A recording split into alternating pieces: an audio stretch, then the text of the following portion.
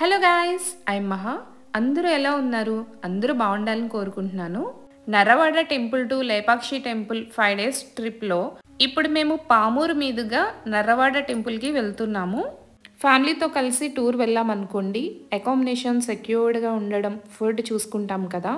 Maximum నేను పెట్టే ప్రతి వీడియోలో కూడా అవన్నీ అప్లోడ్ చేయడానికి ట్రై చేస్తానండి.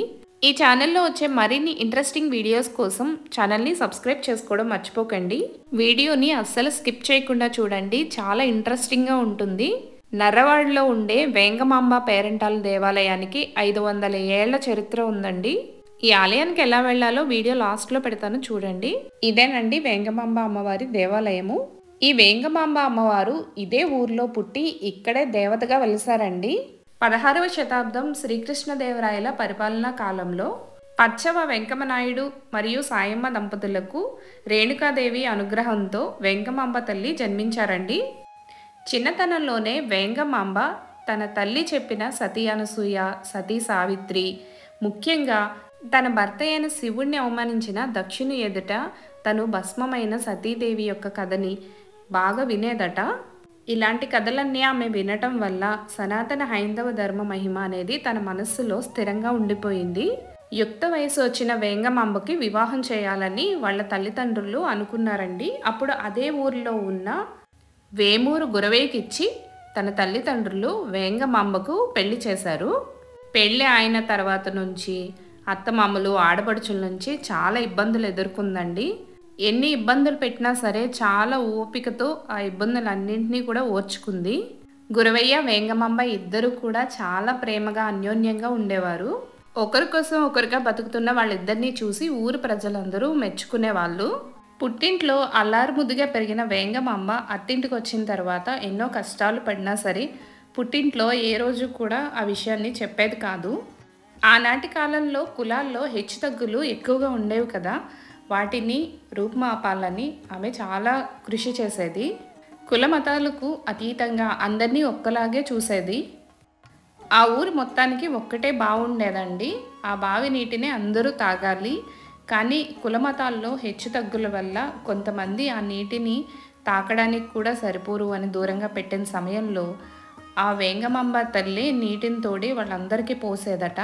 వేంగమాంబ నీటి కోసం వచ్చిన ప్రతిసారి కూడా నీటిని తోడి వాళ్ళందరికీ కూడా నీరు పోసేదట.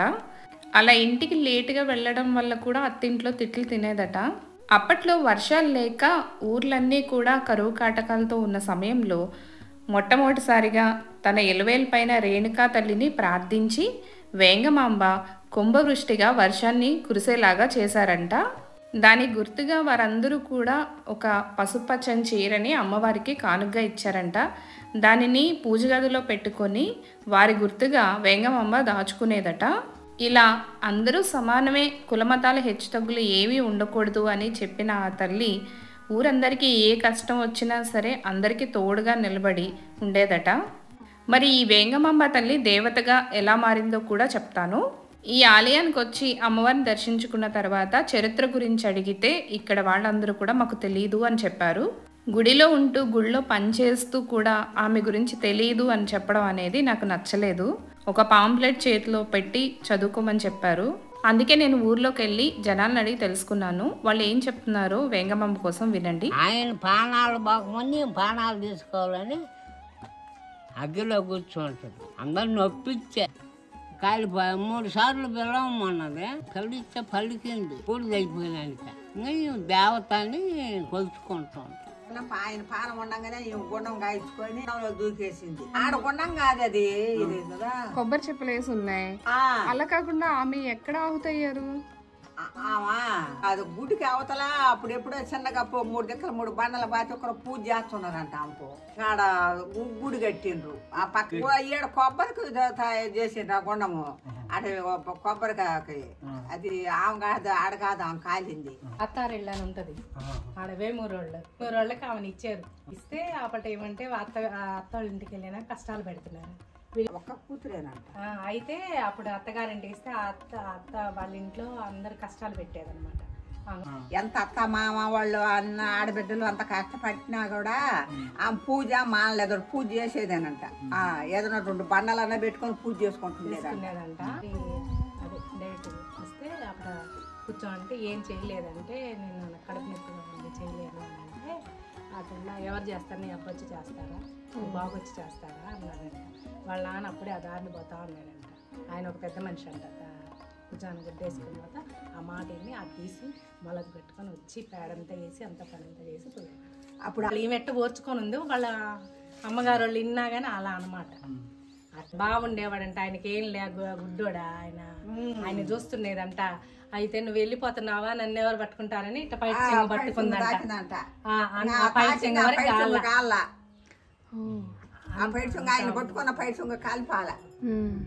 అంతవరకు మిగతా కాలిపోయిందంట. కొని పండిన పంట టౌన్కి వెళ్ళి అమ్ముకొని వచ్చుకునేవాళ్ళు కదా, అట్ట పోతుంటే ఎంగమ్మ అని పలికితే పలికేదంట.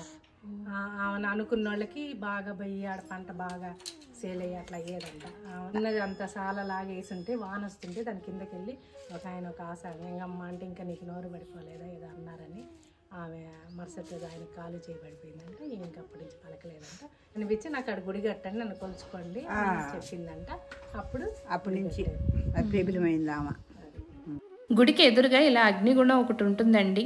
కానీ ఇది అగ్నిగుండం కాదు, ఇది కేవలం కొబ్బరి చిప్పలు వేసే ప్లేస్ అంతే. ఆమె ఆహుతి అయింది. ఇప్పుడు గుడి ఏదైతే ఉందో ఆ గుడి దగ్గరే ఆహుతి అయ్యారు. అక్కడే ఆమెకి దేవాలయాన్ని నిర్మించి పూజలు చేస్తున్నారు. ఈ ఆలయం ఊరు చివరగా అనిపించింది నాకు. రోడ్డున ఆనుకునే ఉంటుంది. ఇక్కడ వెంగమాంబ వారి కళ్యాణ మండపం ఉంది. పొంగలి వండుకోవడానికి పొంగలిశాల ఒకటి ఉందండి. అమ్మవారికి నైవేద్యాలు పెట్టాలనుకున్న వారు ఇక్కడే వండి అమ్మవారికి నివేదించుకోవచ్చు. అన్నదానం కూడా జరుగుతుంది ఇక్కడ ప్రతిరోజు దూరం నుంచి వచ్చిన వాళ్ళ కోసం. అమ్మవారి ఆలయం పక్కనే రూమ్స్ కూడా అవైలబుల్గా ఉన్నాయండి దూరాల నుంచి వచ్చే వాళ్ళ కోసం. ఇది అమ్మవారి ఆలయానికి పక్కగా ఉండే కోనేరండి. అమ్మవారి ఆలయాన్ని అయితే చూసాం కదా, ఈ పక్కనే దొడ్డకొండ అని ఒక పెద్ద కొండ ఉంటుందండి. ఆ కొండ మీదే తన భర్తని బందిపోట్లు చంపారు. అక్కడ కూడా వెళ్దాము. ఇది దొడ్డకొండకి వెళ్ళే దారి. ఇది చూసిన తర్వాత వేంగమాంబ గారి పుట్టినిల్లు, మెట్టినిల్లు, ఆమె నీటిని తోడి పోసిన బావి, ఇవన్నీ కూడా నేను ఈ వీడియోలో చూపిస్తాను. స్కిప్ చేయకుండా చూడండి. ఈ రోడ్ అంతా కూడా చాలా నిర్మానుష్యంగా ఉందండి. కొండ కదా, సో తవ్వి దీన్ని అంతా సెట్ చేసినట్టున్నారు. రోడ్ అంతా కూడా రాళ్లే కనిపించాయి. ఈ రాళ్ల మీద డ్రైవ్ చేస్తుంటే బైక్ స్కిడ్ అయ్యేలాగా ఉంది. అయినా సరే మేము పై వరకు వెళ్ళి వేంగమాంబ భర్త దాడికి గురైన స్థలాన్ని చూడాలని అనుకున్నాము. ఇందాక నేను స్టోరీ చెప్పేటప్పుడు వేంగమాంబ సంతోషంగా ఉన్న క్షణాల వరకే చెప్పాను కదా. ఇప్పుడు ఈ కొండ దగ్గర నుంచే ఆమె దేవతగా మారడానికి ఘట్టం మొదలైందండి. ఒకరోజు ఆవుల్ని కాయడానికి గురవయ్య గారు ఈ కొండ మీదకి వచ్చారంట. అప్పట్లో ఇదంతా అడవిలో ఉండేది కాబట్టి బందిపోటు దొంగలు ఎక్కువగా తిరిగేవారు. వేంగమాంబ భర్త అయిన గురవయ్యను ఈ కొండ మీద చూసిన బందిపోటు దొంగలు అతనిపై దాడి చేశారు. గురవయ్య కూడా వాళ్లతో చాలాసేపు పోరాడాడంట. ఇంతలో విషం పూసిన కత్తిని గురవయ్య గుండెల్లో దించడంతో గురవయ్య అక్కడికక్కడే పడిపోయాడంట. అది దూరం నుంచి చూసిన గురవయ్య స్నేహితులు పరుగు పరుగునొచ్చి అతన్ని వైద్యుల దగ్గరికి తీసుకెళ్ళగా ఇక అతను బతికే అవకాశం లేదని చెప్పారు. ఇక గురవయ్య ఇల్లంతా కూడా శోకసంద్రంలో మునిగిపోయిందండి. అందరూ ఏడుస్తూనే ఉన్నారట. ఇక వేంగమాంబ పరిస్థితిని అయితే మనం ఊహించవచ్చు. ఆమె బాధకి అంతులేదు. తన భర్త బ్రతకాలని ఎంతోమంది దేవుళ్ళకి ప్రార్థన చేసింది. ఇక తన భర్త బతకుడు అని తెలిసిన తర్వాత ఆమె ఒక నిర్ణయానికి వచ్చిందట. నా భర్త ఊపిరితో ఉండగానే నేను సుమంగలిగా వెళ్ళిపోవాలి అని తన ఇంటి వాళ్ళందరికీ చెప్పింది. భర్త మరణానికి ముందే నేనే చిత్తులో ఆహుతైపోతాను అని చెప్పిందంట. దానికి తన పుట్టింటి వాళ్ళు కానీ ఎవరూ ఒప్పుకోలేదు. ఇదేనండి వేంగమాంబ తల్లి పుట్టినిల్లు. ఇక్కడే ఆమె చిన్నతనం గడిచింది. అమ్మవారి పుట్టినిల్లు ఎన్నో ఏళ్ల నాటిది కాబట్టి ఆ స్థలంలో ఇప్పుడు ఆలయాన్ని నిర్మించారండి.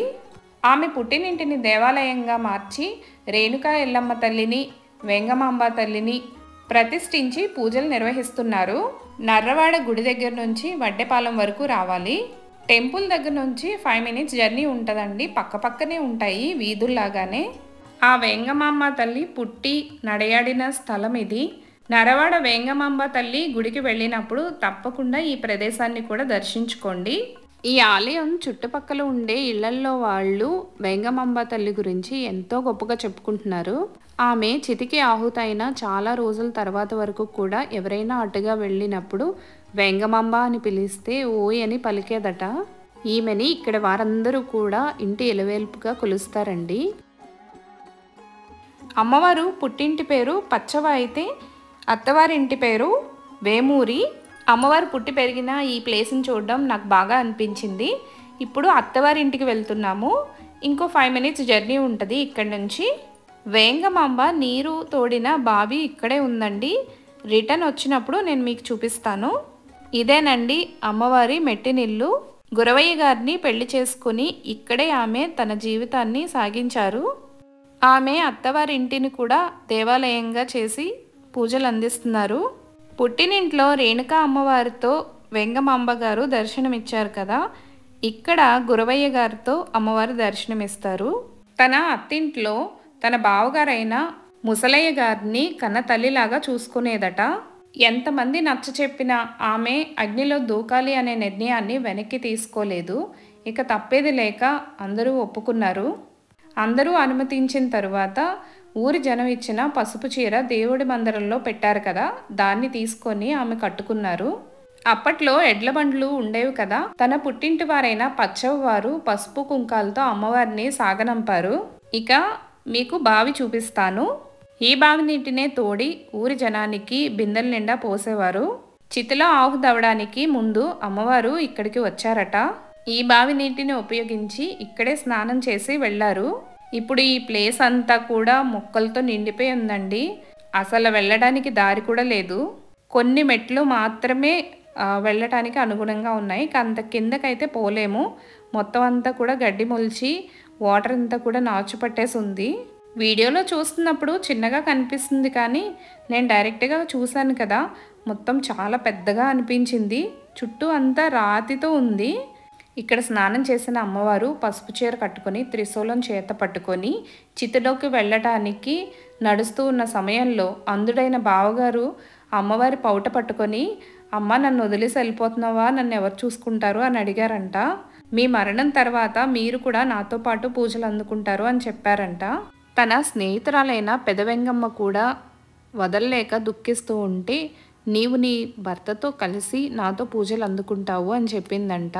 పుట్టింటివారు అత్తింటివారు బంధువులు అందరూ సూకిస్తూ ఉన్న సమయంలో అమ్మవారు చితి మీద కూర్చొని, మీరందరూ బాధపడకండి, నేను చనిపోయినా సరే నా పవిట కొంగు నా మంగళసూత్రాలు భస్మమైన ఈ బూడిదలోనే ఉంటాయి, మీరు తిరిగి వచ్చి చూసుకోండి అని చెప్పిందంట. వాళ్ళు తిరిగి వెళ్ళగా అలాగే పవిట కొంగు మంగళసూత్రాలు దొరికాయట. వాటి మీదే ఆలయాన్ని నిర్మించమని చెప్పిందంట. అమ్మవారి చితి వెలిగించిన కాసేపటికే గురవయ్య గారు కూడా చనిపోయారు. ఆయన్ని కూడా అదే చితిలో దహనం చేశారట. ఈ పుణ్య దంపతులు ఇద్దరూ చిరంజీవులై దేవతామూర్తులుగా ఇదే ఆలయంలో పూజలు అందుకుంటున్నారండి. ఈ ఆలయాన్ని పుట్టింటివారు అత్తింటివారు స్నేహితురారి ఇంటి పేరటి వాళ్ళు కూడా ఇప్పటి వరకు మెయింటైన్ చేసుకుంటూ వస్తున్నారు. ఈ నరవాడ వేంగమాంబ తల్లి ఆలయానికి పరిసర ప్రాంతాల్లోని భక్తులే కాకుండా ఇతర రాష్ట్రాల నుంచి కూడా భక్తులు వస్తూ ఉంటారు. ఈ ఆలయానికి వచ్చిన చాలామంది భక్తులు వారి ఇంట్లో జరిగే ముఖ్యమైన కార్యక్రమాలకు కానీ లేదా వ్యాపారం మొదలు పెడుతున్నారు అలాంటివి ఏవైనా ఉన్నప్పుడు అమ్మవారి హుండీలోంచి డబ్బులు తీసుకొని డిపాజిట్ ఎంతో కొంత కట్టి ఆ కార్యక్రమాన్ని ప్రారంభిస్తారు. అమ్మవారి హుండీ నుంచి తీసిన ధనాన్ని మొదటి ఖర్చుగా ఖర్చు పెట్టడం అనేది చాలా శుభం కలుగుతుందని భక్తులు నమ్ముతారు. ఈ ఆలయంలో ప్రతి సంవత్సరం జ్యేష్ఠ మాసంలో పౌర్ణమి తర్వాత వచ్చే ఆదివారంతో మొదలై బ్రహ్మోత్సవాలు అంగరంగ వైభవంగా జరుగుతాయండి.